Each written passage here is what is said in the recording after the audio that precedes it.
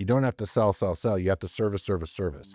And the amount you service is directly proportional to what you will sell. You just rolled into the smartest small town in fitness. Welcome to Smittyville, where the trainers level up. Big reps, big vision, yeah, we're building it up. Smartest small town in fitness. Pull up, lean in, with Mayor Chris Smith and Krissy Vann. A podcast for personal trainers. Let's get to work. Here's a fun thing clients say. I'll think about it. What tends to be happening in those moments when a potential client gets pitched the entire sales presentation and comes back with, I'll think about it? Well, I mean, a lot of things. I think early in my career, I would view that, and it was even taught to me, like those are objections to quote unquote a sales process, if you will. Then it was later explained to me, it's a clarification of you didn't answer all their questions or they need more information to make a decision, right? So I think, again, part of it is like, how are you thinking about this, and what is your mind frame around when someone says, I need to talk to my spouse, I need to think about it, that's a lot of money, I'm not sure I'm going to pay for it, and all the quote unquote what we would call objections, or again, in the language I'm trying to describe for you, which is a requirement for more information or better information, didn't answer all the questions, didn't present the right stuff to that person, right? So again, I think all of it could be a lot of different things from a psychology perspective. I'm happy to dig in on this one because I certainly have opinions that I think are relevant to kind of today's customer. Well, the goal, of course, is for the trainer to close the deal and close the sale. So where do they tend to typically lose the potential client in the sales process? Yeah, so I think we talk about service, science, and sales, right? And just let's use the science of meeting someone. And so again, you can go read all the psychology books that are out there and different sales books and whatever else to figure out how long does it take for someone to decide if they like somebody. Depending on what book you read, you're going to read from 1.5 seconds up to 5 seconds. Someone's going to decide if they like somebody. And people buy from people they like. So those first 5 seconds when you meet somebody are critical. And so again, in our business, in this industry, trainers that basically don't show up to work with their best version of themselves. So I would tell a young man, if you're like, well, normally I shave, but today I didn't. Normally I brush my hair, but today I didn't. Normally I wear makeup, but today I didn't. Normally I do my hair if I'm a young lady, but today I didn't. Well, I'd be like, well, then you're not putting yourself in a good position to get new business if you're not putting the best version of yourself forward in the sense of giving what it is, like the best genuine version of yourself, right? I'm not saying play a role, I'm not saying go get dolled up for nothing, like, because you're trying to know, but like be the best version that you normally are because you want someone to like you immediately. Then you can go further to say, so where are you meeting them? Are you at the front desk waiting for them? Because you know that's appointment. So now you're showing respect and courtesy and excitement that you have for that appointment today without being overwhelming. Like you see him walk in the door and it's like, hi, Krissy, how are you today? My name is Chris. I'm your personal trainer. Like, I'm not trying to freak you out, but I want to set the tone of like, I'm here to service you. I'm here to give you a world-class customer service experience. And so like the simple truths that I learned a long time ago, early in my career, is basically likability, rapport, and trust. And I don't think those three things have necessarily changed with today's client and or customer, but how we deliver that's a little bit different in the age of, we've got cell phone and text messaging and WhatsApp and all these different communication tools versus, back in the day, I'm talking about like hard phone calls. We would literally mail postcards to people like, thanks for coming in today, Krissy. Like all kinds of Which now would probably go really well because people fancy that nostalgia. Yeah, and there is some kind of truth to that, right? And I have actually shared that with some people. Like, if you want to stand out or do something different, here's some things you can do. So I would just start there with like likability. Then it's rapport, which is really commonality, right? And so that's what you're establishing through that whole, what I still believe to be true, which is some form of a consultative sales process. There's different versions out there. Different folks have different belief systems, but you have to do some form of asking questions and then doing really good listening. And then for every answer you're getting, you're asking more questions at a deeper level to continue to kind of build that trust that takes place over time. But if it's a really what I would call contrived process on like, I'm going to tell you how smart I am as a trainer. I'm going to prove to you how good I am. And I'm just going to blow your brain open and show you how awesome I am. And at the end, like, you should want to buy, which unfortunately still happens sometimes. And most often than not, they don't buy, if that's the case, because they're not impressed. That's not what they're there for. And people are, able to see through that, right? Is it authentic? Does this person actually seem like they're going to care about me? Because are they showing me that they care enough about this 1 hour with me, if you will, from an evaluation or an assessment or whatever you want to call that interaction? Like what is the value there, right? What is that value proposition and how does it stand out? Yeah, it's interesting. That just made me think. I just went through this process as a consumer for Invisalign. And so the minute I started looking into it, all of a sudden the meta ads are going crazy, which showed me it's a highly competitive ecosystem. Hmm. And given that it was a huge chunk of money, that already as a consumer, I'm like, I am going to spend for this service. Wherever I go, they just need to close the deal. And there was one of the places that I went, and that's the exact reason why. It was polished, slick sales presentation, but it felt so disingenuine. I was like, they don't give a shit. And therefore, I ultimately actually ended up signing a deal for more money to go to the place that had a way better feel and care. So it just shows how important those steps are. But Yeah. when it comes to your everything is systems and processes in the fitness world ecosystem, and it's that way because they work for a reason. What part of the conversation matters most when it comes to having the client make that commitment? Well, it all matters, right? So if like you don't do step one and you don't do step two, then by the time you get to step 10, if you want to call it 10 steps, like it doesn't matter. If you didn't do the first 5 steps, step 10 won't work. And I think that's where a lot of people go wrong. They think that, well, if I'm a really talented salesperson, I can fix all these other gaps, right? And so again, it's service, science, and sales, but that service that you're providing in the buildup of that conversation and that dialogue and those assessments and that demonstration of exercise and that demonstration of empathy, if necessary, when necessary, or whatever in the conversation, whether it be around, oh, it's okay if you can't do that. Like, we'll teach you how to do that. Or if it's around, maybe they are being really vulnerable and they're going to open up and tell you about some bad things they're dealing with, which truthfully is not that uncommon. Even in an assessment, it's like, I just met this person and they're telling me about a divorce.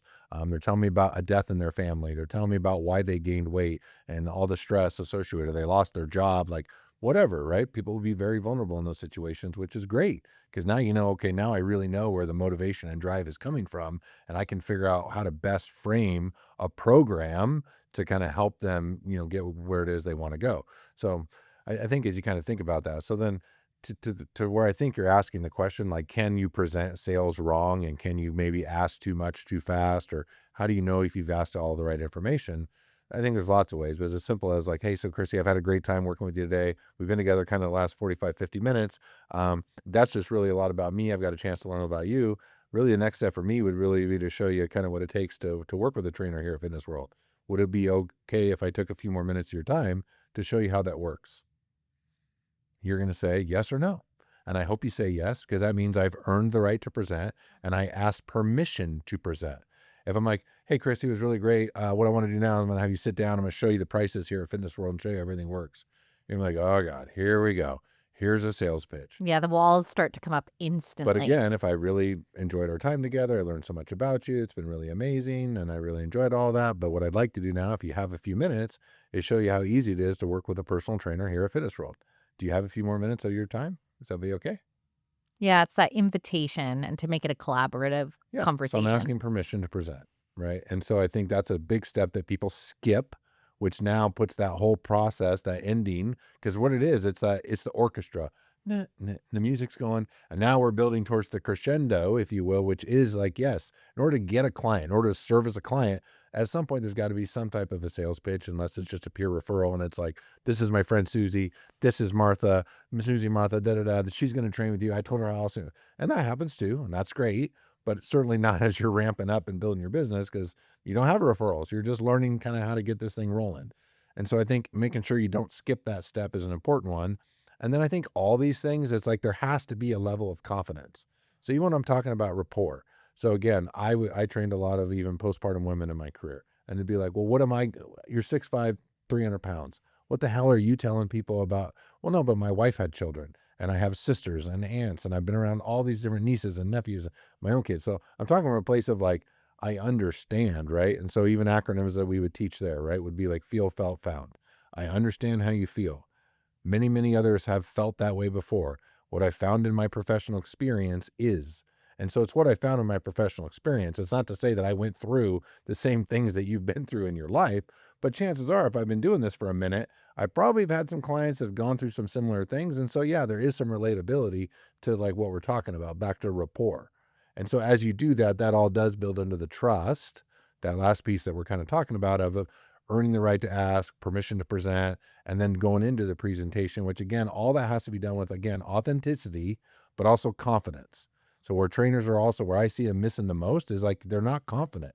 Why the hell would I spend $1,000, $2,000, $3,000 with you if you're not making me feel like you know what the fuck you're doing? Like, there's no way. Why would I wouldn't? And so I always used to use the analogy. I'd say, look, if I work with a trainer or I talk to a trainer, like my measure of it is like really like, it was kind of crazy. I said, would I let you train my mom? Because I'm not going to let some Joe Schmo train my mother. In fact, she was going to hire a trainer once. I said, I need to talk to this person first. And I did. And I talked to the person. I said, you can't train with them. She said, no, they're really sweet. They're really nice. I said, they're terrible. And I refused to let her train with that trainer. And I was living 1,000 miles away at the time. I said, I'll find you somebody else. Just give me a minute. Went online, went into NASM, found trainers in the nearby area, found someone NASM certified, did a little bit of background on him, right? He's like, here's a trainer. Here's someone I'll let you train with. You're like a private investigator of personal trainers. Well, that was a long time ago, but I'm not going to let some just Of course. salesperson really, right? Try Without to question. just close her Yeah. versus like, what are your qualifications? What are your credentials? What kind of program? You know, how are you going to modify it? What kind of progression, regression? Like, just let me see inside your head a minute and see how you think about physical fitness and helping people accomplish their goals in the safest, fastest, most effective way possible. And if I think it's not good for that particular client, which again, if it's my mother, then you got to do better. And I use that filter even here in our business. Like, that's the standard, right? Like, we should be pushing as hard as we can to build the best possible group of personal trainers in terms of education, certification, delivery of the programs, results, all of it. You build the rapport, you build the trust. But as you mentioned, where some trainers struggle is that confidence piece. And I could see that objections would be where that most likely could waver the most. So, what's your best advice for handling objections? Because naturally, they're probably going to come up more often than not. Yeah, they're almost every time, right? And it's not that no doesn't mean no, and I don't want to be disrespectful to anyone that's listening, but a no is I need more information. So again, so Krissy, I can appreciate that you said you need to think about it. What I want to understand specifically, what is it that you need to think about? And I'm going to ask you that question. You're going to say, well, I need to this and that, and you're going to answer it in whatever way you're going to answer it. And then again, if I'm doing active listening, which should be authentic and genuine, which I'm going to be looking at you, I'm going to be making eye contact. I may be nodding my head and acknowledging what it is that you're saying as you're saying it. And then I'm going to say, so Krissy, if it's okay, I'd like to ask you a couple follow-up questions to that, which you'll be like, okay, so let me understand. So in terms of thinking about it, this is what you want to think about. And so let me ask you, have you considered, or what about? And what I would do, or what I would think about in terms of your program and your goals and what it is you've shared with me so far, blah, blah, blah, blah, blah. And so with all that considered, again, Krissy, I still think the best thing we could do is to get you started on a program today, because I know that I can help you get to your goals. And I know that. And just based on what you share with me today, like, there's no better place for you to be than to be here at, say, a fitness world where we can help you do that again in the safest, fastest, most effective way possible. And so as we're having that dialogue, I'm then going to represent. And again, it's like, well, when do you stop doing that? That's what I was going to ask. Yeah, that's the big conversation. And so what we teach is like when it's no longer consultative, when it's no longer comfortable. And it's pretty obvious, truthfully, once you get a feel for what's going on, meaning if a client shifts body language, right? And they're like, like if they turn their head, there's a deep sigh. If all of a sudden they cross their arms, they were sitting back on the chair and then they sit forward and they're like, I don't want, like, then you know, like, oh God, that was actually probably too far. So we teach, sometimes it's twice, 3 times, 4, it might be 5 times. Now you say, well, so you teach to go beyond 5? No, not usually. Cause then we're like, you're not reading the room, right? If they've respectfully been polite 5 times, well, you found yourself as a person from a personality perspective, that's just super amiable and won't just be like, enough. Yeah. You know what I mean? But it's about The ultimate people pleaser that's like, oh God, but in their brain. Yeah, but I think again, like as you learn and as you get experience, you get it. But it's like getting at bats, right? We'll use baseball this time. We talked about golf recently, so we'll talk about baseball. Like, you're just getting at bats, you're just getting cuts, you're getting swings, you're learning, you're growing. And as time goes on, you'll read the room and understand like where the right kind of spot to stop is. But again, where you stop and how you leave, it's also important. So again, hey, Krissy, it was great having you in here today. I totally respect and appreciate that you've got a lot of financial things going on in your life and you're just not sure that you can make this commitment right now. But just understand this. My commitment is like, at this point, you're part of my life. And so for me as a personal trainer, anyone that I touch in the sense of like even do consultation like we did today, it's now my job to get you to your goal, whether you train with me or not. So what I'd like to do, if it's okay with you, and again, complimentary, no cost to you, is I like to follow up with you 30 days from now. And so again, we're meeting today. It's Thursday. It's 2:00. And so I'm assuming Thursdays at 2:00 are good. Okay, great. So Thursday, 30 days from now, next month, we're going to see each other again in April. We're going to book it right now. And I'm going to see you then and we'll have a chat. And we'll go through your program again and I'll maybe give you a couple extra tips. Is that cool? Does that work? You say, yeah, cool. I appreciate that. Awesome. I book your 30-day follow-up now. Because again, it's kind of like planting seeds, right? And so if I'm a farmer, for those of you that I grew up in California, so if you drive up and down the San Joaquin Valley from Northern California to Southern California, depending on the seasonality time of year, you're going to see all sorts of different crops. And, there's all the different trees and fruit trees and nut trees and big, massive agriculture. A lot of people don't realize California is an agricultural state. All this stuff, but they get water at different times, different types of fertilizer at different times. Like they harvest the crops at different times, corn, wheat, hay, alfalfa, like all the strawberries, like it goes on and on and on for what's going on. The point is, I tend to even teach and tell people that, like, that's what people are. So it's not as if like I'm just going to have the same type of conversation, or even if I am following a process and I'm creating a similar experience for all these different people, they're not all going to cultivate at the same time. And so I have to kind of nurture that relationship along. Again, I'm just going to service them. I'm providing customer service, hopefully to get to the stage where I'm going to earn the right to then have you as a customer, where it's no longer going to be complimentary and you'll make that investment because, again, back to trust or more information or whatever it is, I'll build that over time. And again, back to postcards, follow-up emails, texts, whatever. So I would say, hey, Krissy, so again, great seeing you today. Are you going to just go do that cardio that we talked about? Awesome, great. Is your cell phone on you or did you leave it in the locker room? You left in the locker room? Okay, great. If I know you left in the locker room, I'll actually text you right now while you get on cardio. Okay, Krissy, great. Again, having you here today at Fitness World. Again, my name's Chris. If you ever need anything in the future, please do not hesitate to ask. Have a great night. So now, when you go back to the locker room, you just did your session, you just did that. You told me no. I said, that's okay. I still want to help you. I'll see you in 30 days. And now you got a text from me saying, have a great night. You're like, man, maybe I should have bought from that guy. And there's more that you can keep doing there. So service equals sales. So the idea of like world-class customer service, concierge level fitness, what could that look like? And then financially, what could that do? But a lot of people don't want to make the effort, right? Because it's effort. Let's head to the trainer circuit. Real questions, real situations. Chris shows up, listens, and mentors from experience.